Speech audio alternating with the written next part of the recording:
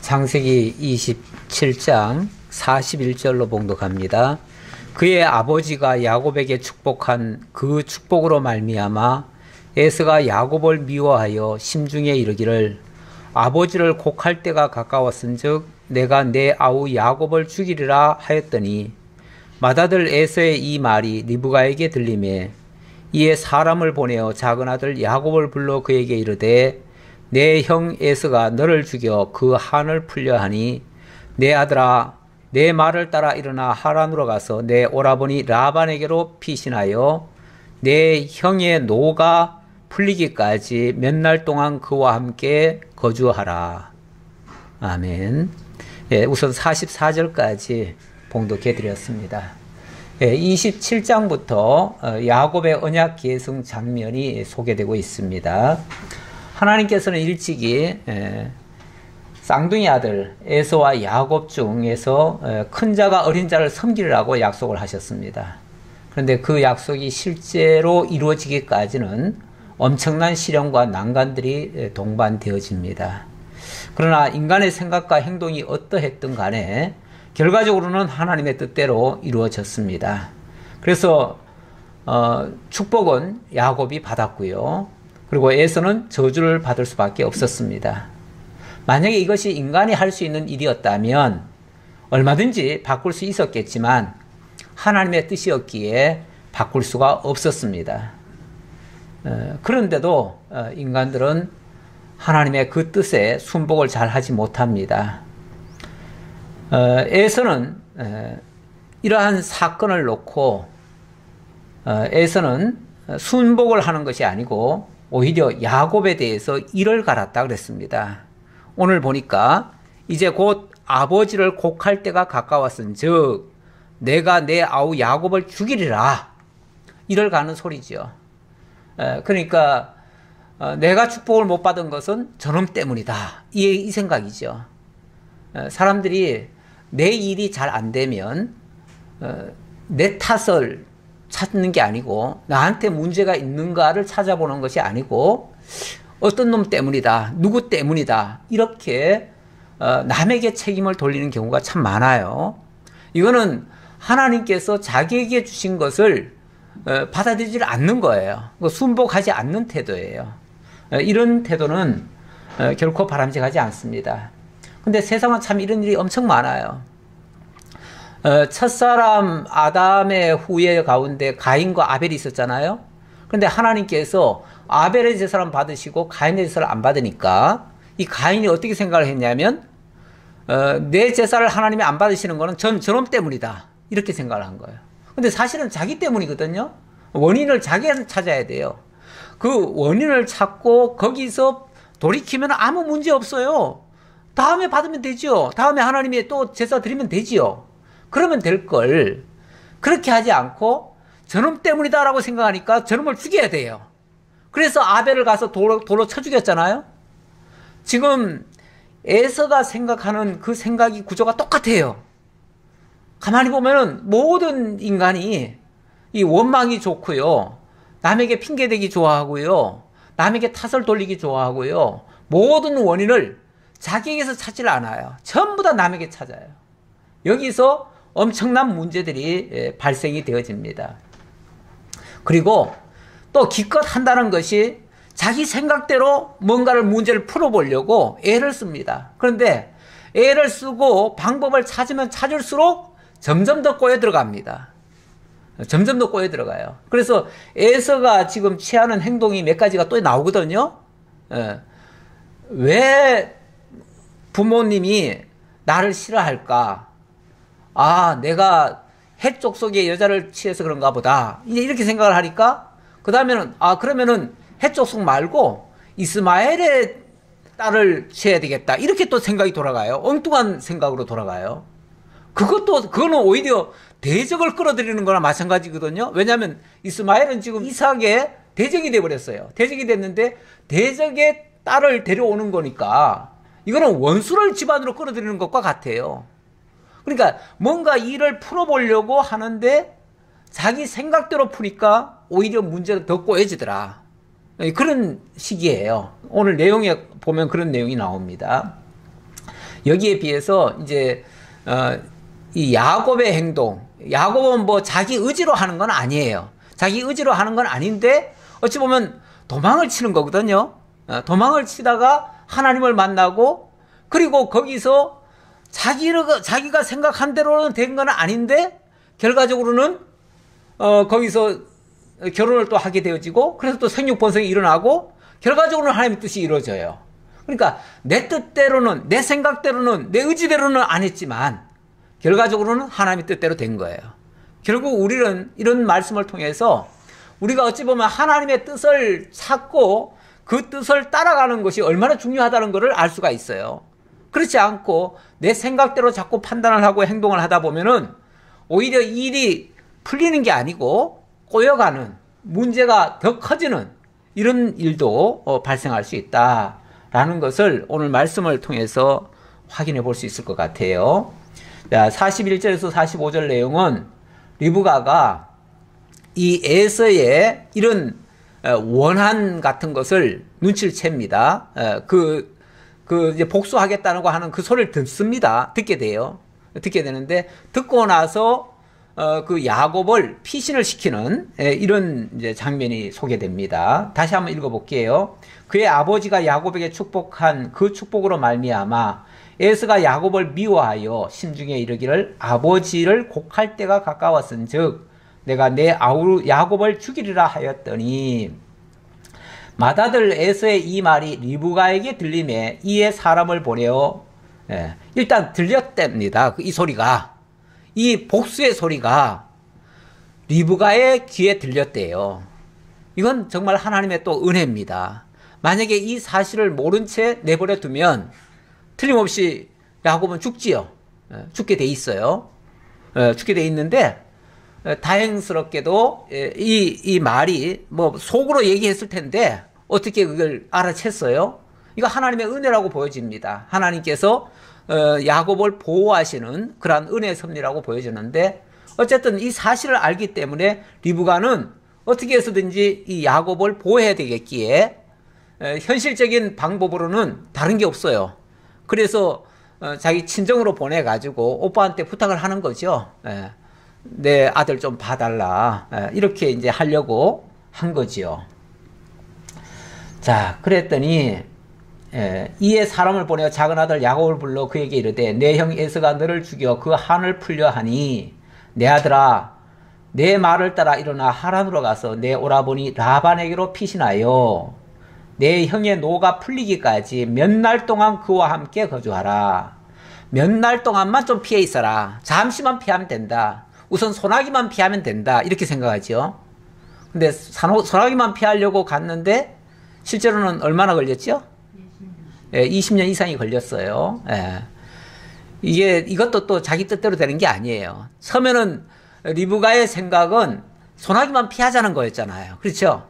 그랬는데 그 소나기만 금방 피해서 될 일이 아니에요. 그러니까 하나님께서 그곳에 보냈고, 일단은 리브가의 입장에서는 피신시킨 건데 결과적으로는 피신이 목적이 아니에요. 피신이 목적이 아니고 거기서 이제 결혼도 하고요.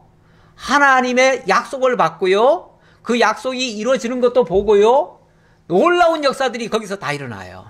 그래서 하나님이 결과적으로는 이렇게 도망가듯이 갔는데 하나님의 뜻을 이루는, 그리고 하나님의 언약 성취를 이루는 그런 역사가 펼쳐져요.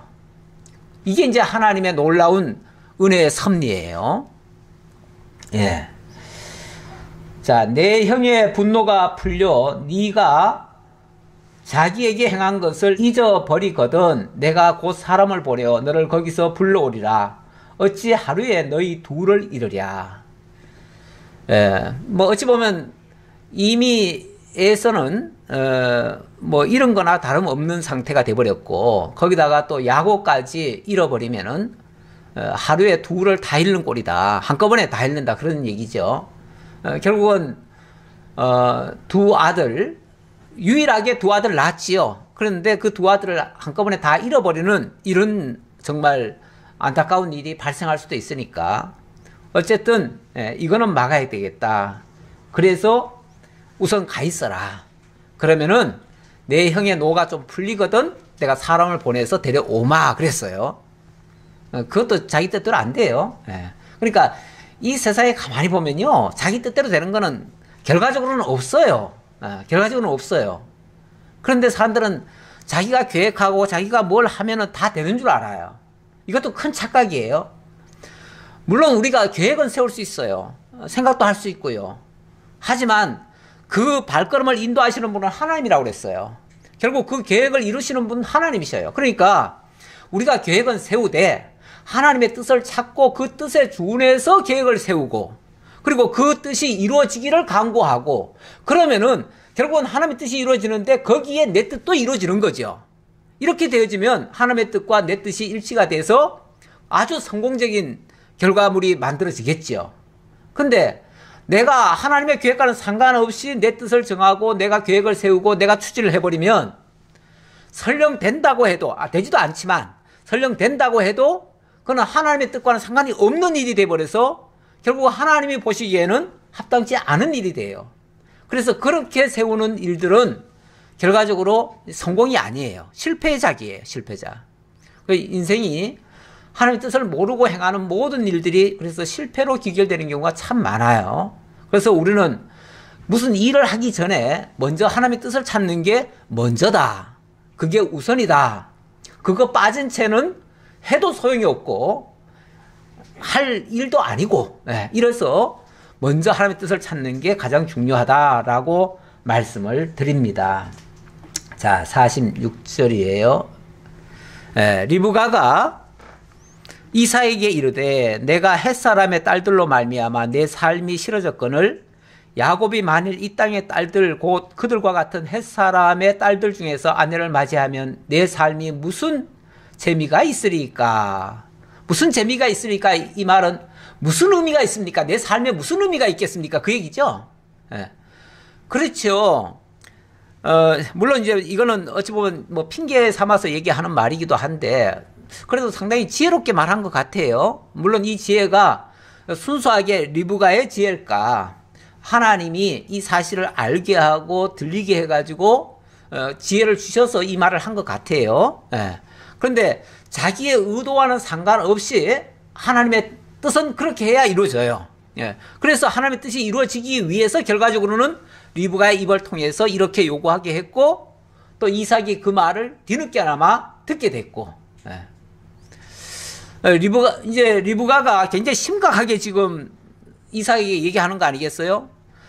평소 같으면 이런 말 잘 못할 거예요. 잘 못할 텐데, 지금은 뭐 자칫하면은 지금 야곱이 죽게 생겼고, 자칫하면은 또 에서도 뭐 살인자가 되면 같이 죽는 거예요, 결국은.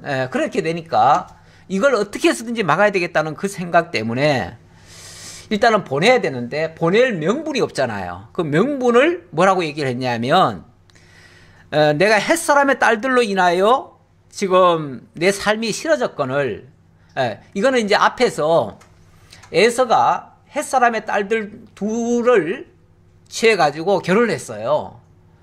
거기서 사실은 그 부분은 리브가도 실망을 했지만 사실은 이삭도 실망을 했어요. 그래서 이삭이 자기가 편애하는 아들 에서지만 그 아들의 그 행동은 옳지 않다는 것을 알았어요. 그래서 굉장히 지금 불쾌하게 생각하고 있는 중에 이제 리브가가 그 얘기를 하는 거예요. 그런데 지금 여기 그대로 내버려 두면 틀림없이 이 주변 사람들, 여자들과 결혼할 거 아니에요.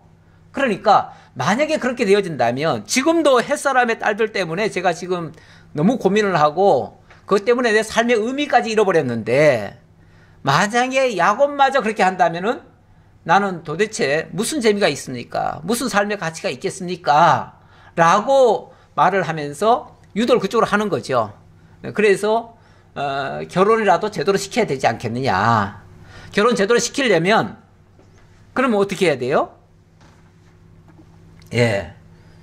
결혼 제대로 시키려면은 이제 고향 땅으로 보내야겠다 그 얘기죠. 고향 땅으로.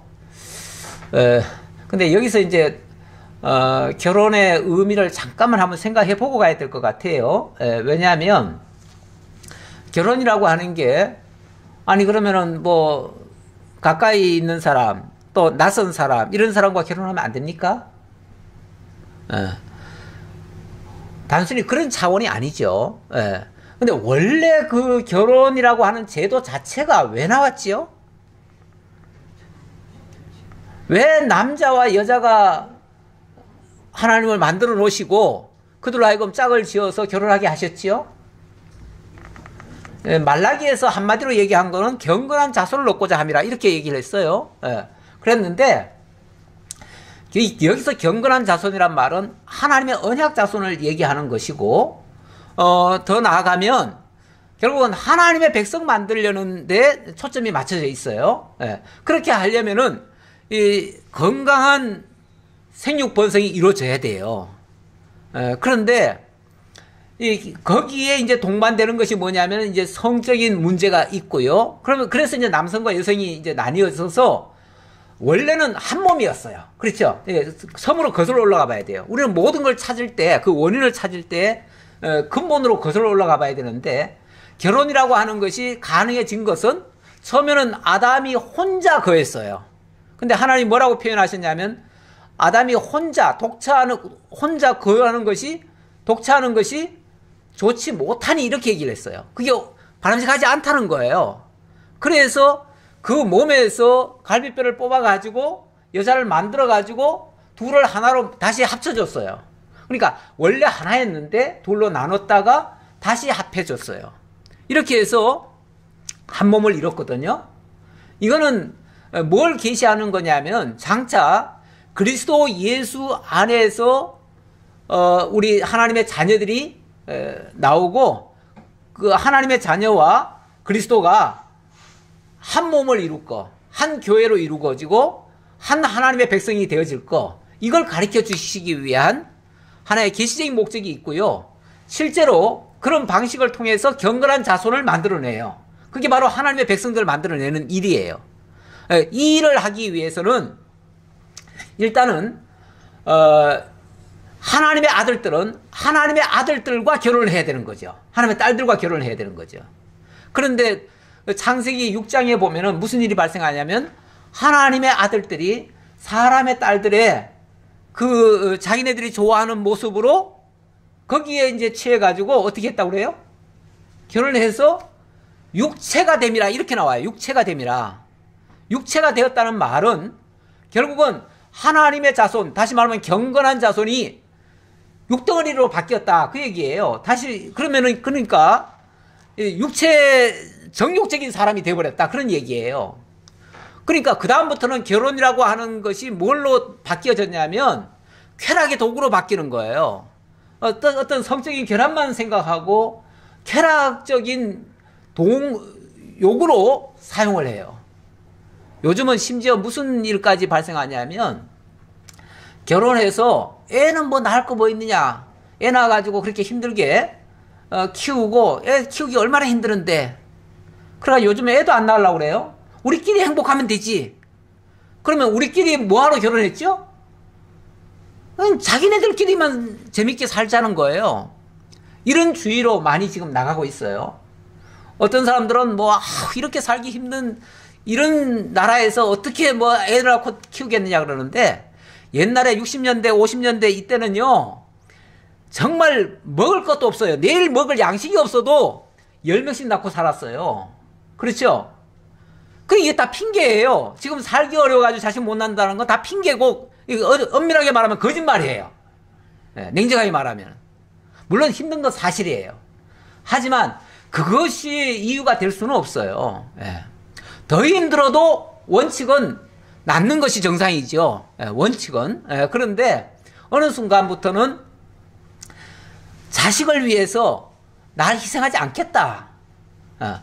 내 쾌락을 빼앗기지 않겠다. 내 육체를 더 위하는 거예요. 내 육체를 위하는 거예요. 그러니까 하나님의 뜻이나 하나님의 의도나 이런 걸 밝히려는 게 아니에요. 그거 따르자는 게 아니에요. 오로지 그러다 보니까 결혼을 하는데 성적인 상대를 추구하는 거예요. 이게 그냥 진짜 하나님의 경건한 자손을 통해서 하나님의 나라 생육 번성을 위한 목적이 아니고, 근데 그렇게 하려면 이 당시로서는 최소한 자기네 민족에서 그 자손을 결혼을 해야 그게 되어진다라고 하는, 이건 일종의 상징입니다. 그렇다고 해서 요즘도 그러면은 동성동본 결혼해야 되느냐, 이건 아니에요. 그런 차원은 아니에요. 근데 이제 이 당시로 봤을 때는, 그때는 좀 이게 협소하잖아요. 모든 게 무대가 협소하잖아요. 그러다 보니까 동족에게서 그나마 믿을 수 있는 사람, 그런 쪽에서 결혼을 해야 같은 하나님을 믿는 사람들로 결혼이 된다. 이제 이런 차원에서 이해를 해야 돼요. 그러니까 오늘 우리로 본다면은 뭐 우리 국적이나 뭐 이런 걸 따지는 게 아니라, 인종이나 이런 걸 따지는 게 아니라 지금은 같은 하나님의 백성이냐 아니냐로 따져야 되는 거죠. 그래서 우리는 지금 시각으로 말하자면 하나님의 백성 가운데서 대상자를 구하는 것이 맞죠. 원리적으로 보면. 자, 그렇게 그래서 이제 그걸 핑계 삼아 야곱을 보내야 되겠다, 이런 생각을 이제 제안을 한 거예요. 그랬더니 28장 넘어갑니다. 자, 28장부터는 본격적으로 하나님께서 야곱에게 언약을 주시는 그런 장면이 나오는데요. 이삭이 야곱을 불러 그에게 축복하고 또 당부하여 이르되, 너는 가나안 사람의 딸들 중에서 아내를 맞이하지 말고 일어나 밧단 아람으로 가서 내 외조부 부두엘의 집에 이르러 거기서 내 외삼촌 라반의 딸 중에서 아내를 맞이하라. 좀 더 구체적으로 얘기를 하네요. 그러니까 리브가는 어찌 보면 힌트를 준 거죠. 힌트를 줬는데 이삭은 그걸 이제 본격적으로 구체적으로 얘기를 하는 거예요. 나는 이곳에서 네가 이 해쪽 속 여자들과 결혼하는 거 나 원치 않는다. 그러니까 저 외삼촌 집에 가가지고 그 외삼촌의 딸들 중에서 결혼을 해라. 아예 구체적으로 이런 목적 하에 보내는 거예요. 그러니까 뭐 피신한다 이런 차원은 아니고 이런 목적으로 너는 가야 된다, 이렇게 얘기를 한 거죠. 어쨌든 아마 리브가의 말에 조금은 뭔가 좀 깨달은 것 같아요. 그리고 과거에 그 하나님께서 말씀하셨던 것도 좀 상기가 된 것 같기도 하고요. 어쨌든 그렇게 해서 이렇게 주문을 했습니다. 그러면서 동시에 또 축복을 합니다. 전능하신 하나님이 내게 복을 주시어 네가 생육하고 번성하게 하여 네가 여러 족속을 이루게 하시고 아브라함에게 허락하신 복을 내게 주시되 너와 함께 내 자손에게도 주사 아브라함에게 주신 땅 곧 네가 거류하는 땅을 네가 차지하게 하시기를 원하노라. 이거는 축복입니다. 축복인데 축복이라고 하는 거는요, 인간적인 단순한 이런 뭐 덕담 같은 그런 축복이 아니고 하나님이 언약하신 것을 이제 알려주는 거죠. 그걸 알려주면서 그 언약이 이루어지면 그 자체가 복이죠. 복덩어리죠. 그러니까 아브라함에게 언약하신 그 복이 너에게 이루어지기를 바란다. 그렇게 하려니까 네가 거기 가서 결혼해야 되고 거기서 생육 번성이 일어나야 된다. 이제 그 얘기죠. 이에 이삭이 야곱을 보내매 그가 밧단 아람으로 가서 라반에게 이르렀으니 라반은 아람 사람 부두엘의 아들이요 야곱과 에서의 어머니 리브가의 오라비더라. 자, 이렇게 해서 이제 갔다라고 하는데 이거는 지금 서원적으로 한 말이니까 이렇고요. 이 과정은 아직까지 다 설명한 게 아니에요. 우리 이 성경을 가만히 보다 보면요, 과정이 여기서 이만큼 가는 얘기가 있어요. 그런데 첫머리에 이미 간 것까지를 얘기하는 경우가 많아요. 그러니까 이것도 이미 첫머리에 이미 결론까지 얘기를 해버렸어요. 해놓고 그 다음에 과정 얘기를 또 하는 거예요. 이렇게 이해를 하시면 되겠습니다. 자, 그런데 이런 장면을 또 누가 봤냐면 에서가 본 거예요. 아버지가 지금 야곱을 불러가지고 특별히 지금 주문을 하잖아요. 당부를 하잖아요. 당부를 하는데 가만히 당부 얘기를 들어보니까 저 밧단 아람으로 가가지고 쉽게 말하면은 동족과 결혼하라 이런 식으로 지금 얘기를 하는 것 같아요. 이것도 이제 자세한 내용은 모르고 언뜻 들으니까 그런 것 같아요. 그러니까 또 자기 식대로 생각을 하는 거예요. 어떻게 생각을 하냐면 에서가 본즉 이삭이 야곱에게 축복하고 그를 밧단 아람으로 보내어 거기서 아내를 맞이하게 하였고 또 그에게 축복하고 명하기를 너는 가나안 사람의 딸들 중에서 아내를 맞이하지 말라 하였고 또 야곱이 부모의 명을 따라 바단 아람으로 갔으며 에서가 또 본즉 가나안 사람의 딸들이 그의 아버지 이삭을 기쁘게 하지 못하는지라. 여러 가지 이제 정황을 본 거죠. 보니까 내가 이 해족 속의 딸들과 결혼을 했더니 이걸 아버지가 되게 싫어하는구나. 아마 저 이방족 속에 가서 그런가 보다 이렇게 생각을 한 거예요. 그러니까 그렇다면 내가 그러면 동족과 결혼을 다시 해야 되겠다.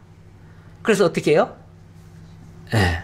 이에 에서가 이스마엘에게 가서 그 본처들 외에 아브라함의 아들 이스마엘의 딸이요 느바요스의 누이인 마할랏을 아내로 맞이하였더라. 쉽게 말하면 삼촌한테 간 거예요. 가가지고 삼촌, 나 삼촌 딸들 중에서 결혼하고 싶은데 딸들 하나 달라고.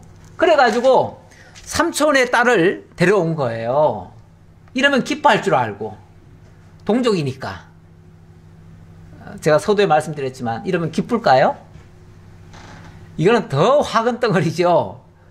물론 그 이방인이라고 하는 것 때문에 해족 속의 딸들이 그게 걸림이 됐다면 이번에는 비록 같은 아브라함의 아들이긴 하지만 지금 이스마엘과 이삭은 이미 원수가 돼버렸어요. 원수가.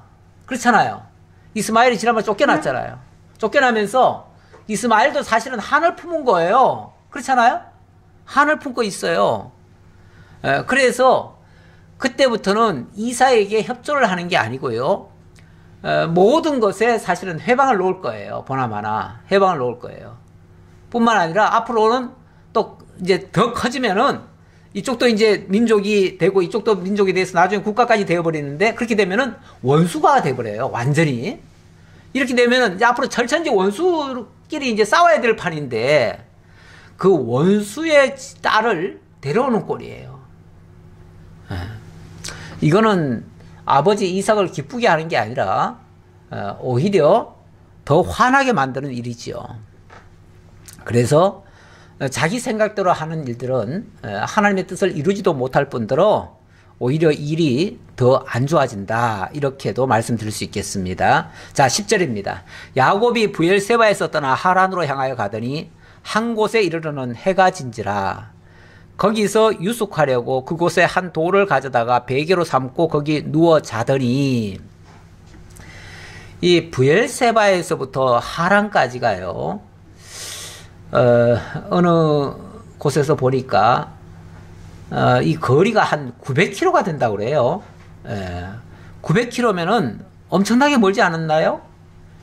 그 먼 거리를 원래 들사람 같으면요 늘 들판을 뛰돌아다녔기 때문에 그 가는 게 그렇게 어렵지 않을 수도 있어요. 근데 야곱은 평소에 늘 어머니 곁에서 정말 부엌에서 음식이나 만드는데 도와줬던 이런 사람이에요. 종용하게 살았던 사람이에요. 이런 사람이 바깥으로 나돌지도 않던 사람이 어느 날 한순간 쫓겨나가지고 쫓겨났죠. 뭐 이거는 물론 뭐 피신 간다고 하지만은 쫓겨난 거나 마찬가지예요. 그래가지고 지금 안 가면 죽는 거예요. 그러니까 기어코 가야 되거든요. 가야 되는데 그 900km를 걸어서 간다고 생각을 해보세요. 끔찍하죠. 우리나라 이게 서울에서 저 부산까지가 한 450km인가 한 500km 정도밖에 안 돼요. 그거보다 훨씬 더 멀다는 얘기예요. 그 먼 거리를 간다는 거는 이거 보통 일이 아니에요. 죽지 못해 가는 거예요. 현실적으로는 사실은 불가능에 가까운 일이에요. 이런 길을 혼자 간다면요 정말 가다가 지칠 일이에요. 쓰러질 일이에요. 그런데 정말 놀랍게도 다행스럽게도 가다가 이제 뭐 밤에 이제 아무래도 야영을 많이 할 거 아니에요? 하는데 하나님께서 이 루스라고 하는 그 지역에 도달했을 때 하나님께서 거기서 나타나셨어요. 밤에 이제 잠을 자는데 꿈에 본즉 사닥다리가 땅 위에 서 있는데 그 꼭대기가 하늘에 닿았고 하나님의 사자들이 그 위에서 오르락 내리락 하더라. 그러니까 사다리가 갑자기 땅에서부터 저 하늘까지 쫙 펼쳐지더니 그곳에 천사들이 오르락 내리락 하면서 하나님의 뜻을 받들고 있더라는 거예요. 참 놀라운 일이죠. 아마 이 야곱으로서는 생전 처음으로 정말 이런 꿈을 꾸고 정말 하나님을 만나는 이런 절호의 기회입니다. 하나님을 만난다는 거, 물론 현실은 굉장히 안 좋은 일입니다. 지금 굉장히 뭐 절박한 상황이고 절망스러운 그런 상황인데, 하나님을 만나면 사람이 180도 바뀝니다. 하나님을 만나면 모든 게 다 해결이 되어집니다. 사람이 문제가 있고요, 문제가 해결이 되지 않는다는 것은 하나님을 못 만났기 때문에 그럴 수 있어요. 하나님 안에서는 사실은 문제가 계속될 게 없습니다. 하나도. 모든 문제는 하나님 안에서 다 풀려집니다. 자, 어쨌든 야곱도 그래서 하나님을 여기서 만나게 되는 거예요. 근데 또 희한하게도 우리가 평안하고요, 모든 환경이 좋고요, 모든 문제가 아무것도 없을 때는요, 사실 하나님 잘 못 만납니다. 그럴 때는. 그럴 때가 좋은 것 같지만, 그럴 때는 사실은 하나님도 그냥 내버려 두시는 때예요. 그런데 오히려 우리가 공고하고 어렵고 힘들고 이럴 때, 그때 하나님이 또 찾아주셔요. 그래서 이 복음이라고 하는 거는 가난한 자에게 임한다, 이런 말씀이 있죠. 그 가난하다는 게 딴 게 아니고요, 공고할 때는 얘기하는 거예요. 현실적으로 우리가 정말 배부르고 등 따시고 모든 게 다 풍요로우면요, 하나님 만날 일이 없어요. 그때는 뭐 아무리 좋은 복음 같은 걸 들려줘도요, 그게 뭐 복음이라고 들려지질 않아요. 왜? 내가 지금 좋은 게 누리고 있는데 무슨 복음이 따로 필요 있어? 이렇게 되죠. 그 필요성 자체를 안 느껴요. 그런데 내가 공고하면요, 정말 아무도 도와주는 이가 없어요. 온 사방이 다 막혀요. 누구도 내 편이 없어요. 그럴 때 만약에 하나님의 말씀이 들려지면, 이야, 진짜 하나님이 계시구나. 그래서 만약 하나님을 만나게 되어지면, 그러면 그 다음부터는요, 하나님이 나와 함께 하심으로 다른 건 솔직히 다 필요가 없어져 버려요. 그렇죠? 다 필요 없어도 넉넉히 하나님 한 분만으로 족합니다. 그 다음부터는 아무리 가시밭길이라도 그냥 대로처럼 갈 수가 있어요. 지금 야곱에게 사실은 지금 엄청난 지금 고통스러운 이 돌밭 아닙니까? 지금 여기도 지금 돌베개하고 잤다는데, 이 돌밭에 지금 내동댕이 쳐진 거예요. 그러니까 밤에 잠을 잘래도 잘 것도 돌멩이 하나밖에 없어요. 돌멩이 하나밖에. 그래서 돌멩이 베고 그냥 자는 거예요. 그러던 이 야곱에게 하나님이 나타나 주시니까 그 다음부터 이제 길이 평평대로가 되는 거죠. 이렇게 바뀌는 거죠. 그래서 하나님을 만나는 인생과 하나님 만나지 못하는 삶은 완전히 판이하게 달라진다, 이렇게도 볼 수 있습니다. 자, 그런데 이제 중요한 거는 13절부터입니다. 또 본즉 여호와께서 그 위에 서서 이르시되 나는 여호와니 너의 조부 아브라함의 하나님이요 이삭의 하나님이라. 네가 누워있는 땅을 내가 너와 내 자손에게 주리니 너 지금 누워있는 그 땅 내가 너와 내 자손에게 줄 거야. 나는 너의 여호와야. 너의 조부 아브라함의 하나님이요 이삭의 하나님이었던 그 여호와야. 아브라함에게도 하나님이었고 이삭에게도 하나님이었던 그 하나님 바로 나 여호와다. 여호와란 말은 우리가 익히 알듯이 언약하시고 언약대로 이루시는 자라 뜻 아닙니까? 그렇다면 내가 아브라함에게 언약하고 이삭에게 언약한 것을 너에게 이루어줄 그 하나님이야, 그 말이죠. 그러면서 너의 자손이 이 땅에 티끌같이 되어 네가 서쪽과 동쪽과 북쪽과 남쪽으로 퍼져 나갈지며 땅의 모든 족속이 너와 내 자손으로 말미암아 복을 받으리라. 지금 이 장소가 이 베델이라고 하는 브엘세바에서 이제 베델까지 왔어요. 사실 요 거리는 얼마 안 돼요. 얼마 안 됩니다. 그래서 이제 그날 저녁에 이제 아마 거기서 잔 것 같아요. 그러니까 출발해가지고 초반에 벌써 하나님이 나타나 주신 거예요. 만약에 이 삶이 막 몇십 일 걸리고 이러면은 아마 그동안에 야곱 죽었을 거예요. 못 살았을 거예요. 그런데 그날 밤에 딱 나타나 주시니까 진짜 그 다음부터는 하나님과 동행하는 그 길은 아무리 첩첩산중이라 할지라도 두려운 게 아니에요. 예. 그래서 갈 수가 있었는데 하나님 뭐라고 그러냐면 너 지금 바라보는 이곳에서부터 동쪽, 서쪽, 남쪽, 북쪽 이 땅을 다 너에게 주겠다. 이건 옛날에 이제 아브라함에게는 뭐라고 그랬습니까? 네 눈을 들어서 바라보라. 동서남북을 바라보라. 그 얘기나 똑같은 얘기죠. 결국 이 가나안 땅, 지금 네가 바라볼 수 있는 이 땅, 여기 이 모든 땅이 다 너의 땅이 될 거야. 지금은 뭐 자기 땅은 고사하고 지금은 돌짝밭만 걸어가야 되는 판이고 지금은 도망가야 될 판인데 지금 사실 이런 말이 얼른 와닿을 수는 없겠지만 어쨌든 이거는 하나님의 언약으로서 지금 주어지는 거예요. 그러면서 네가 어디로 가든지 너를 지키며 내가 너와 함께 있어 네가 어디로 가든지 너를 지키며 그러니까 네가 앞으로 어디를 가든지 내가 너하고 같이 갈 거야 그 말이죠.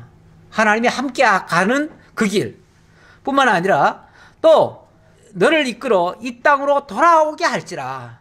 자, 지금은 어찌 보면 도망가는 신세다 보니까 저 이국 땅으로 가야 돼요. 이국 땅으로 가야 되는데 그러나 너에게 약속한 땅은 이 땅이니까 내가 반드시 너를 다시 이곳으로 데려올 거야 그 말이잖아요. 그러니까 지금은 그냥 가는데 내가 나중에 데려올 거야 이렇게 말씀하시는 거죠. 그러면서 내가 너에게 허락한 것을 다 이루기까지 너를 떠나지 아니하리라 하신지라. 너를 향해서 너를 통해서 이루고자 하는 하나님의 뜻이 있잖아요. 그 계획이 있잖아요. 그것을 다 이루기까지 내가 절대 너 안 떠날 거야. 그게 몇십 년이 되든 몇백 년이 되든 나는 너와 함께 할 거야. 정말 이런 복이 세상에 어디 있나요? 이런 복 받았으면은 뭐 세상이 뭐가 부럽습니까? 뭐가 두렵습니까? 야곱이 잠이 깨어 이르되 그런데 정신을 벌쩍 차리고 보니까 이게 꿈이에요. 이게 현실이었으면 더 좋겠는데 그렇죠? 우리가 꿈이라고 하는 거는 뭐 개꿈도 많으니까 그래서 꿈은 우리가 이 신빙성이 없다라고 생각하기 쉽잖아요. 그런데 사실 여기의 꿈은 단순한 그런 그냥 흘려 지나갈 수 있는 꿈이 아니에요. 오늘 우리가 흔히 꿨다가 없어져버리고 잊혀져 버릴 그런 꿈이 아니에요. 저는 꿈을 꽤 많이 꾸는데 그래서 어떨 때는 막 이 잠이 좀 설쳐져요. 그런데 그래서 오늘은 꿈이 정말 안 좋다. 그래가지고 일어났는데 그 다음부터 생각을 해보려니까 생각이 하나도 안 나요. 내가 뭐 때문에 시달렸지? 근데 생각도 안 나는 꿈이 많아요. 아니면 아침에 방금 깼을 때는 생각이 나요. 그래서 어떤 날은요 하도 이상한 거는 내가 일부러 적어놓기도 해요. 그런데 그렇지 않고 이따가 적어야지 했던 거는 이따가 보면 생각이 안 나요. 이런 거는 그냥 개꿈이에요. 이런 거는 굳이 생각할 필요도 없기는 없는데 하도 이상해가지고 생각해 보려고 한 건데 그런 꿈은 꿈이라고 할 것도 없어요. 근데 이 야곱의 꿈 이걸 가지고 이제 많은 사람들이 우리도 꿈을 꿔야 된다. 그리고 그 꿈은 반드시 이루어진다. 그러면서 그 모든 꿈은 다 비전이라고 생각하고 그러는데 사실 비전이라고 하는 거는 물론 뭐 보여준다는 게 비전인데 비전이라고 여기서 성경이 말하는 비전이라고 하는 거는 하나님의 언약을 가리키는 비전이지 그냥 내 꿈을 비전이라고 생각하면 안 돼요. 내 꿈은 하나님이 이루어지지 않아요. 그러니까 내 꿈 꿔놓고는 하나님 왜 안 이루어주십니까? 그러면 곤란해요. 그건 하나님의 뜻을 왜곡한 거예요. 그래서 자 눈을 떠보니까 꿈이에요. 그런데 이게 보통 꿈이 아니에요. 그러니까 야곱도 정말 이거 절박하잖아요. 지금 절박한데 어쨌든 하나님이 함께 하셨구나라는 걸 생각하고 여호와께서 과연 여기 계시거늘 내가 알지 못하였도다. 어찌 보면 지금까지 야곱은 이런 여호와에 대한 이야기는 들었을 거예요. 어머니를 통해서 듣긴 들었을 텐데 실제로 자기가 체험한 하나님은 아니죠. 그러니까 뭔가 확신도 없었고 솔직히 말하면은 그런 분이 계실까? 뭐 아마 그렇게 의문을 품고 있었을 수도 있어요. 그랬는데 진짜 하나님이 자기에게 나타나가지고 생생하게 이 모든 사실을 알려주고 구체적으로까지 알려주니까 이걸 의심할 수가 없는 거죠. 그리고 지금은 또 하나님 의심하면 어쩔 거예요, 지금. 의심하면 자기만 손해죠. 정말 이런 절박할 때는요, 지푸라기도 붙잡습니다. 그런데 하나님이 지금 함께 하시겠다는데 왜 그걸 안 잡아요? 잡아야죠, 당연히. 그러면서 여호와께서 과연 여기 계시거늘 내가 알지 못하였도다. 지금까지. 그러니까 하나님은 항상 자기와 함께 계시는데 나는 그동안 그걸 몰랐다. 그런 얘기예요. 단순히 여기만 계시다는 의미가 아니라 하나님은 지금까지 자기를 잊어버리지 아니하시고 늘 정말 과거나 지금이나 늘 함께 하시는데 나는 몰랐었다 그동안. 그 얘기죠. 우리도 그렇죠. 사실 우리 하나님이 뭐 언제나 우리와 함께 하지 않습니까? 함께 하는데 우리가 평소에는 하나님의 함께 하심을 잘 못 느끼죠. 그런데 언제 느끼죠? 아주 절박한 일이 있을 때, 정말 위기 상황에서 정말 건져주심을 깨달았을 때, 뭐 그럴 때는 진짜 하나님이 함께 하시는구나. 진짜 하나님이 함께 하셔. 그제서야 이제 고백을 하지요. 근데 평소에도 고백하는 게 좋아요. 입으로라도 그냥 대내어 놓으면 나중에 딴소리가 나오려고 그러면은 그 말이 탁 막히죠. 그리고 진짜 하나님이 함께 하셔 라는 소리가 저절로 나오도록. 이에 두려워하여 이르되 두렵도다 이곳이요 이것은 다름 아닌 하나님의 집이요 이는 하나님의 문이로다 하고. 물론 이 야곱이 생각할 때, 야곱은 어찌 보면 장소적인 것도 생각을 하지요. 생각을 하다 보니까 지금까지는 말로만 들었던 하나님이 지금 여기서는 하나님이 나타나신 거 아니에요? 그러니까 여기에 하나님이 계셨구나라고 착각을 했을 수도 있지요. 근데 하나님은 나는 네가 어디로 가든지 너와 함께 한다라고 말씀하셨는데도 야곱은 생각할 때 하나님이 여기 계셨구나라고 생각할 수 있죠. 이건 착각이죠. 자기 착각인데 너무 자기를, 사람들이 왜 그러잖아요. 내가 하나님 보면 믿겠습니다 그러는데 하나님이 자기 눈앞에 볼 때만 믿겠다는 소리잖아요. 근데 하나님이 그렇게만 보여주십니까? 다른 방면으로 여러 가지 보여주는데 그렇게 우리 인간이 자기 생각대로 하나님을 생각할 때가 있어요. 야곱도 아직까지는 제대로 모르기 때문에 이렇게 표현한 거예요. 그러면서 이것은 다름 아닌 하나님의 집이요 하늘의 문이로다 하고 야곱이 일찍 일어나 베개로 삼았던 돌을 가져다가 기둥으로 세우고 그 위에 기름을 붓고 그곳 이름을 베델이라 하였더라. 이 성의 옛 이름은 루스더라. 벳엘. 베이트라는 게 이게 이제 그 집이라는 뜻이고요.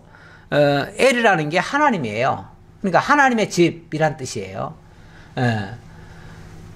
그래서 여기에 하나님이 계시구나 하면서 자기가 어떻게 하나님의 집을 따로 지어드릴 수는 없지만은 이 돌을, 그 머리 베었던 그 돌을 놓으면서 여기가 하나님이 계신 곳이다 이렇게 얘기를 하는 거죠.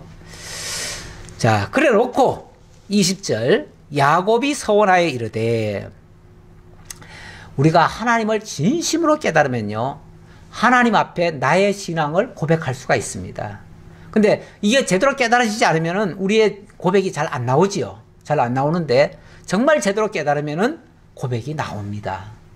그래서 야곱도 여기 서원하여 이르되 그러는데 어찌 보면 자기 신앙을 고백하는 것이고 또 아울러서 또 하나님의 그 함께 하심을 계속 기원하는 그런 장면이기도 하지요. 그런 의미에서의 서원이에요. 서원인데 서원하여 이르되 하나님이 나와 함께 계셔서 내가 가는 이 길에서 나를 지키시고 먹을 떡과 입을 옷을 주시어 내가 평안히 아버지의 집으로 돌아가게 하시오면 여호와께서 나의 하나님이 되실 것이요. 뭐 현재 야곱의 입장에서는 당장 먹거리가 급하잖아요. 그리고 진짜 어디 가서 안전하게 정착하고 사는 게 제일 지금 급선무예요. 그러다 보니까 하나님은 네가 어디로 가든지 내가 함께 하겠다 그랬는데 그 사실이 솔직히 그게 믿어질까 안 믿어질까죠. 그렇죠? 약간 반신반의죠. 그러다 보니까 진짜 하나님이 나와 함께 하시면서 어디로 가든지 함께 하시고 그리고 또 이곳까지 데려온다고 하셨으니 진짜 나를 여기까지 데려오신다면 이제 이런 뜻이에요. 데려오신다면 진짜 하나님이 여호와인 것을 제가 고백하고 진짜 하나님이 나의 하나님이 되실 것입니다. 그럼 언제는 아니었나요? 하지만 그만큼 더 확증을 받겠다 그 소리죠. 확증이 되겠다. 그렇게 해주신다면 정말 그것이 더 확증이 되겠습니다. 그 정도로 얘기하는 거죠. 그게 이제 어찌 보면 첫 번째, 그렇죠. 그게 이제 첫 번째죠. 뭐 어쨌든 우리가 먹거리, 의식주가 제일 급하니까. 그래서 먹을 것과 입을 옷을 주셔서 이렇게 하시면 뭐 이 말을 했는데, 우선 먹거리부터 해결 좀 해주세요. 그 얘기겠죠. 자, 그 다음 두 번째는 내가 기둥으로 세운 이 돌이 하나님의 집이 될 것이요. 자, 여기가 하나님의 집이 될 것입니다. 그래서 나중에 이 베델에 하나님의 집이 세워지긴 해요. 그런데 그렇다고 해가지고 이제 완전한 하나님의 집이라고 할 수는 없죠. 하나님의 집이라고 할 수는 없고 의미적으로는 그렇다는 거예요. 자, 어쨌든 이거는 뭐 자기가 지금 하나님 앞에 서원하는 거니까 이게 꼭 정답이란 얘기는 아니에요. 하지만 자기 식대로 지금 하나님 앞에 고백을 한 거예요. 그리고 또 하나는 하나님께서 내게 주신 모든 것에서 10분의 1을 내가 반드시 하나님께 드리겠나이다. 이것도 대단한 서원이긴 해요. 어쨌든 하나님께서 이 모든 말씀대로 다 해주신다면은 어쨌든 하나님께서 주신 모든 것에서 10분의 1은 다 하나님께 돌리겠습니다.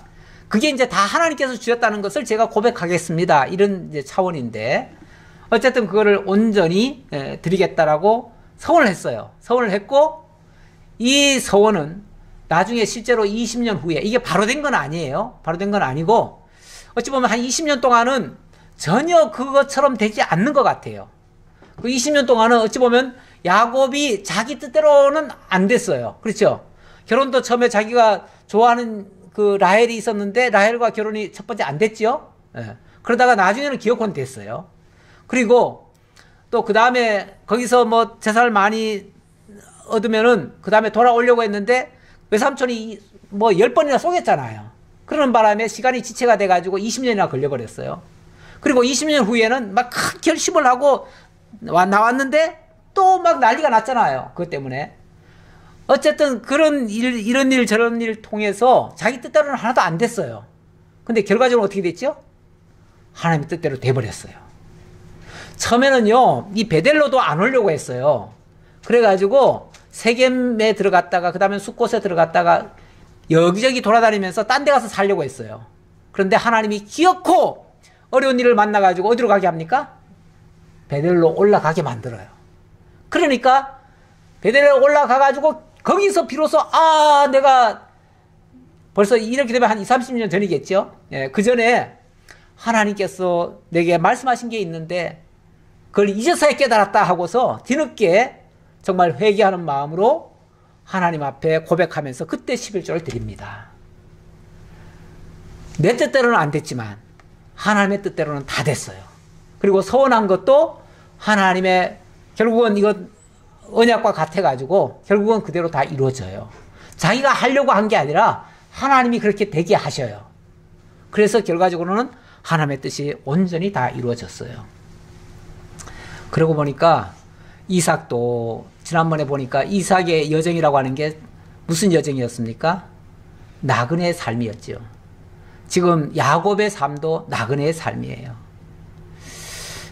말씀 마치면서 제가 뭘 하나 좀 본 게 있어요. 그 미래학자 자크 아탈리의 21세기 사건이라고 하는 그 책의 내용을 조금 봤는데 거기를 보니까 1만 년 전에 정착된 문명은 머지않아 유목을 중심으로 재건될 것이다. 이제 우리도 다 그렇게 될 것이다. 그런 얘기예요. 다 재건될 것이다. 그래서 왜 그러냐면은 사람들은 굉장히 불안해한다. 이 불안정한 것을 어떻게 해서든지 자기가 소유하려고 하다 보니까 이게 이제 다 휴대화한다. 그래서 사람과 사물과 기관과 기업과 정보는 물론 모든 것이 다 휴대 가능하게 되어진다. 좀 약간 황당한 얘기 같은데 가만히 보니까 오늘날 되어지는 현상들이 그런 모습이에요. 우리가 지금 다 유목민의 삶을 살고 있어요. 그런데 이 사람은 이 유목민을 세 가지 부류로 구분을 하더라고요. 첫 번째는 아주 부유한 유목민이 있고요. 또 가난한 유목민이 있대요. 그리고 가상적인 유목민이 있대요. 이 부유한 유목민은 뭐냐면 자기가 마음만 원하면 어디든지 가서 살 수 있는 사람. 모든 게 다 여유가 있는 사람이죠. 근데 이 가난한 유목민은 뭐냐면은 먹거리를 위해서 어쩔 수 없이 직장도 옮겨가야 되고 삶의 터전도 옮겨가야 되는 사람. 그런 사람이 있고요. 또 한 부류 가상적인 유목민은 이런 사람은 마음은 부유한 유목민처럼 살고 싶은데 현실적으로는 불가능해요. 그러다 보니까 가상적으로 그쪽을 향해서 계속 달려가는 사람. 그런데 꿈 같은 얘기죠. 꿈만 꾸고 사는 사람들이죠. 근데 대다수는 이런 꿈만 꾸고 사는 사람들일 것이다. 이런 사람들의 특징은 뭐냐면은 모든 걸 다 정착을 못하고 정착된 삶이 아니라 이 떠돌이 삶. 그리고 모든 것을 다 휴대로 하려고 하는 삶. 근데 요즘 이제 시대가 이 비대면 시대로 바뀌었잖아요. 이제 비대면 시대 앞으로 점점 더 바뀔 거예요. 제가 엊그제 국민일보에 나온 신문을 보니까 이제는 뭐 교회도 흩어지는 교회를 세운대요. 이제 모이는 교회는 안 세우고 흩어지는 교회, 이제 만남의 교회 뭐 이렇게 세운대요. 그래서 이제 예배당은 이제 안 갖추고 뭐 이렇게 한대요. 그러면서 그게 이제 또 이 시대를 맞아가지고 이제 그런 걸 또 누가 또 개발했나 봐요. 개발했는데 그게 뭐 라이트하우스 무브먼트라고 하던가 뭐 그렇게 얘기를 해요. 근데 그 무브먼트라는 말, 이 무브먼트라는 말은요 일종의 운동이란 말이거든요. 운동이란 말인데 우리도 뭐 말씀 운동할 때 로고스 무브먼트라는 말 썼지만은 이 무브먼트라는 말은 원래 인간의 운동이에요. 인간의 운동이란 말은 결국 인간들끼리 자기 생각대로 자기 계획대로 뭔가를 구성하고 설계해가지고 만들어내는 것들이에요. 이거는 하나님의 뜻과는 맞지 않아요. 그래서 우리들 중에서도 어떤 분들은 로고스 무브먼트라고 하지 말고 로고스 에너기야 이렇게 얘기해야 된다. 에너지란 얘기죠. 에너지란 말은 하나님에게서 나오는 기운을 얘기하는 거예요. 근데 하나님의 운동이 진짜 운동이지 사람의 운동은 얼마 안 가서 다 무너져요. 다 무너져요. 그래서 사람 운동하지 말고 하나님의 운동하자. 하나님의 에너지로 모든 역사를 해야 된다. 그게 말씀의 운동이죠. 진짜 말씀의 운동. 약간 빗나갔는데 어쨌든 이렇게 사람들이 뭔가 일이 안 된다고 해가지고 자꾸 뭐 운동을 벌이는데 이런 운동은 다 소용이 없고요. 하나님으로 말미암아 되어지는 일들 그것만이 영원히 남을 것이다 라는 말씀 결론적으로 드리고요. 우리는 사실은 나그네가 맞습니다. 나그네가 맞는데 그래서 이 땅에다가 너무 모든 것을 다 쏟거나 그리고 주인처럼 생각하고 강박관념 속에서 살아야 된다고 하는 그런 생각을 하면요. 우리는 행복하지 않습니다. 이 삶이 고통스러워요. 사실 현실적으로 들어가 보면은 어려운 일이 더 많잖아요. 솔직히. 그래서 불행하게 느껴지고 힘들게만 느껴지는데 그러나 하나님과 동행하는 삶. 제가 오늘 야곱이 네가 어디로 가든지 너와 함께 하겠다. 그 하나님과 함께하는 삶이라면 사실은 떠돌이도 괜찮아요. 괜찮은데 어떤 하나님이 인도하는 그 어떤 삶이라도 어차피 인간은 다 나그네인데 원칙 이 땅에도 사실은 우리가 나그네로 온 거예요. 나그네인데 그러나 하나님과 동행한다면 그 나그네의 삶도 행복할 수 있다. 그래서 우리 찬송가에도 보면 아골고짝 빈들에도 정말 주님과 함께라면 어디든지 갈 수 있다라고 하는 그런 생각으로 살아간다면 어려운 삶이지만 또 보람되고 가치 있는 삶이 될 수 있다라고 생각이 되어집니다. 기도하겠습니다. 아버지 하나님 감사합니다. 오늘 창세기를 통해서 다시 한번 야곱과 함께 하시는 하나님을 발견할 수 있었습니다. 절박한 가운데서 하나님이 함께 해주시고 또 함께 해주심을 또 깨닫게 해주셨습니다. 정말 복음은 가난한 자에게 임한다고 하신 것처럼 오늘 이 야곱에게 절박한 야곱에게 하나님이 함께 하시고 또 기쁜 소식 들려주시고 또 그 약속 언약이 이루어지도록 또 역사를 해주셨습니다. 이 놀라운 사실 저희들도 기억하고 우리도 이 어려운 현실 속에서 하나님과 동행하는 삶으로 기뻐하며 행복하며 즐겁게 정말 이 나그네의 삶을 잘 살아갈 수 있는 저희 모두가 되게 하옵소서. 감사드렸고 예수님 이름으로 기도하옵나이다. 아멘.